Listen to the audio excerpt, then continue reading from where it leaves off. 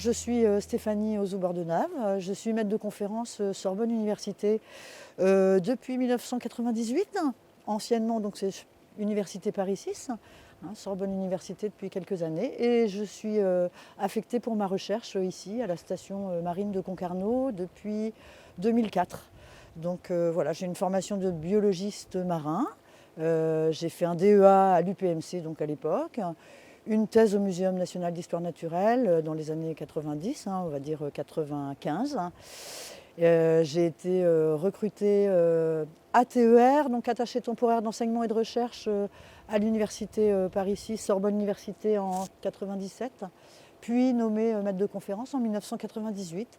D'abord dans un laboratoire qui travaillait sur la problématique de l'endocrinologie des insectes. J'ai travaillé beaucoup sur les insectes pendant quelques années, pendant 7 ans, dans le laboratoire de Patrick Porcheron et René Lafont. Et je suis revenue donc, à mathématiques initiales, la biologie marine, depuis 2004, pour venir développer des travaux de recherche ici à Concarneau. Mon cœur de métier, moi, c'est l'étude de la physiologie des mollusques, en particulier leur biominéralisation, comment ces animaux forment leurs coquilles, quels sont les éléments organiques et minéraux qui sont utilisés, récupérés dans l'environnement pour former ces coquilles. Donc, vous connaissez des formes extraordinaires. Mon groupe de prédilection, ce sont les gastéropodes.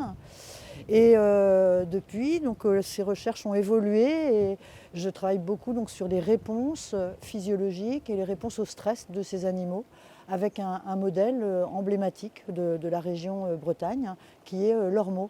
Donc l'ormeau, Aliotis tuberculata, c'est une ressource qui est très très précieuse ici en Bretagne, puisque c'est un mollusque qui est consommé pour sa chair très délicate et qui fait l'objet donc de pêche professionnelle, pêche récréative aussi.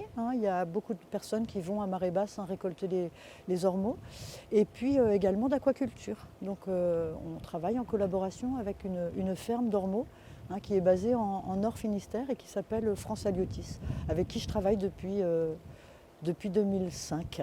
Avec les collègues et en particulier avec notre partenaire professionnel donc, de l'aquaculture, nous nous sommes demandé si les conditions futures entraînées par le changement climatique allaient affecter les ormeaux donc dans leur milieu naturel, donc les populations naturelles ou en aquaculture. L'enjeu, c'est que si ces phénomènes d'acidification ou de réchauffement, j'en parlerai tout à l'heure, sont susceptibles d'affecter ces populations, eh bien ça risque de perturber le devenir des populations et en particulier donc, ça risque de créer des bouleversements dans les écosystèmes. Donc on a besoin de comprendre et de connaître comment nos animaux vont répondre à ces facteurs. Donc pour cela, il y a 2 stratégies qu'on met en général en œuvre en parallèle. C'est d'aller échantillonner des animaux sur le terrain, dans des endroits où il y a déjà, par exemple, des remontées de CO2 qui vont créer des environnements acidifiés, on va dire, et voir un petit peu quels sont les paramètres de ces animaux qui vivent dans ces endroits-là. Donc ça, c'est l'approche in situ sur le terrain. Et puis en parallèle, il y a des approches au laboratoire qui consistent à faire des expérimentations en aquarium, en milieu contrôlé, dans lesquels on va exposer les animaux, donc en aquarium, à divers stades, donc ça peut être des larves ou des juvéniles ou des adultes, ou même sur du long terme, à des conditions, des scénarios de pH et de température qui sont des scénarios donc, prédits par les experts du GIEC pour 2100. Donc on travaille, nous, aussi beaucoup là sur des scénarios actuellement. Donc on a accumulé un certain nombre de données pour l'instant chez l'ormeau sur le pH, l'effet de la diminution du pH sur différents stades. On a pu montrer que les larves, en particulier les stades jeunes de l'ormeau, étaient très vulnérables à la diminution du pH. Donc ça, c'est une première chose.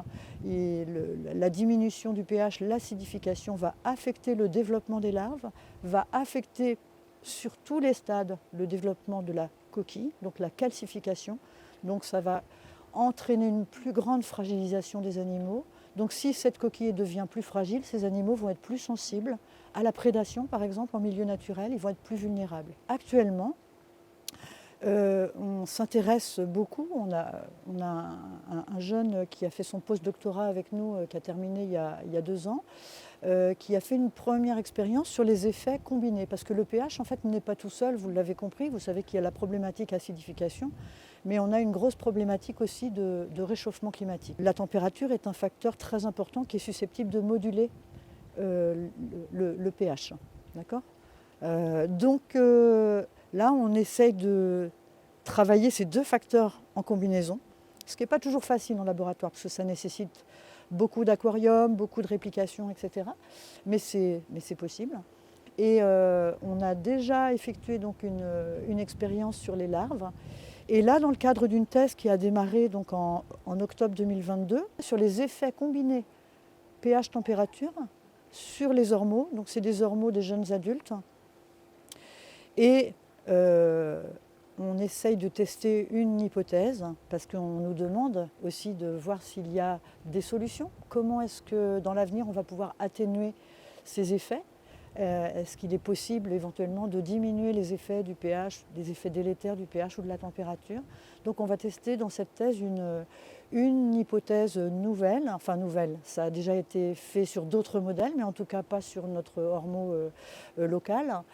On va essayer de tester l'effet des macroalgues, donc ce sont donc des végétaux marins, comme vous le savez, des algues marines, qui ont cette capacité, donc avec leur photosynthèse, d'absorber du CO2, et on voudrait voir si ces algues sont capables, avec le CO2 qu'elles absorbent, de faire remonter éventuellement le pH pour éventuellement atténuer les effets de l'acidification.